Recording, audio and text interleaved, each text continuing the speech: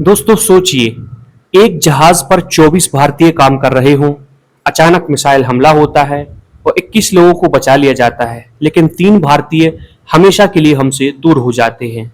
और सबसे चौंकाने वाली बात, यह हमला किसी दुश्मन देश से नहीं, बल्कि अमेरिका की सैन्य कार्रवाई के दौरान हुआ। तो आखिर ओमान के पास ऐसा क्या हुआ? भारत ने अमेरिका के सामने कड़ा विरोध क्यों दर्ज कराया? और इस पूरी घटना का भारत पर क्या असर पड़ सकता है? नमस्कार दोस्तों, आप देख रहे हैं न्यूज डिकोड बाय VCKT और आइए आज हम समझते हैं इसको आसान भाषा में। तो दोस्तों सवाल आता है कि हुआ क्या था? तो 9 जून 2026 को ओमान के तट पर एक तेल टैंकर MT सेटाबेलो पर हमला हुआ। इस जहाज पर कुल 24 भारतीय नाविक मौजूद थे। हमले के बाद 21 भारतीयों को सुरक्षित बचा लिया गया, लेकिन 3 भारतीय लापता हो गए थे। बाद में उनकी मौत की पुष्टि कर दी गई। अब आप सोच रहे होंगे कि अमेरिका ने हमला क्यों किया? देखिए, अमेरिका का कहना है कि यह जहाज ईरान से जुड़े तेल व्यापार और समुद्री नाकेबंदी के नियमों का उल्लंघन कर रहा था। अमेरिकी सेना के अनुसार जहाज को चेतावनी दी गई थी, लेकिन उसने निर्देशों का पालन नहीं किया, जिसके बाद कार्रवाई की गई। हालांकि भारत का कहना है कि किसी भी परिस्थिति में नाविकों की जान खतरे में नहीं पड़नी चाहिए। अब सवाल ये भी है कि भारत क्यों नाराज हुआ? देखिए, भारत सरकार ने इस घटना पर अमेरिका के सामने कड़ा विरोध दर्ज कराया। विदेश मंत्रालय ने कहा है कि भारतीय नाविकों की सुरक्षा सर्वोच्च प्राथमिकता है और ऐसी घटनाएं तुरंत बंद होनी चाहिए।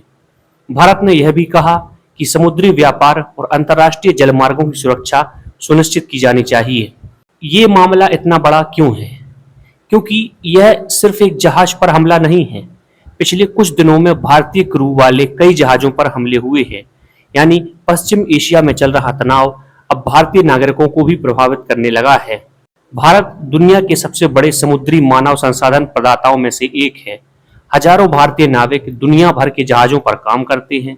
ऐसे में यह घटना सिर्फ 3 लोगों की मौत नहीं, बल्कि वैश्विक समुद्री सुरक्षा पर भी बड़ा सवाल है। तो इसमें आगे क्या हो सकता है? भारत ने अपनी एजेंसियों को अलर्ट पर रखा है।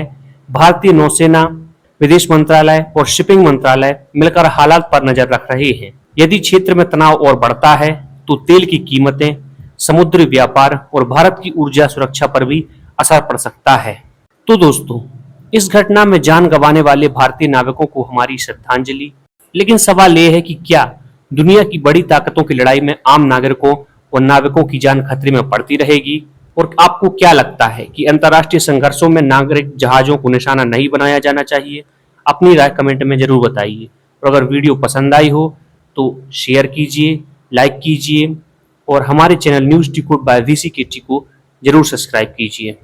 और दोस्तों, अगर आप जानना चाहते हैं कि क्या POK में चल रही घटनाएं पाकिस्तान के लिए खतरे की घंटी हैं, तो डिस्क्रिप्शन में लिंक दिया गया है, एक बार जरूर चेकआउट करें।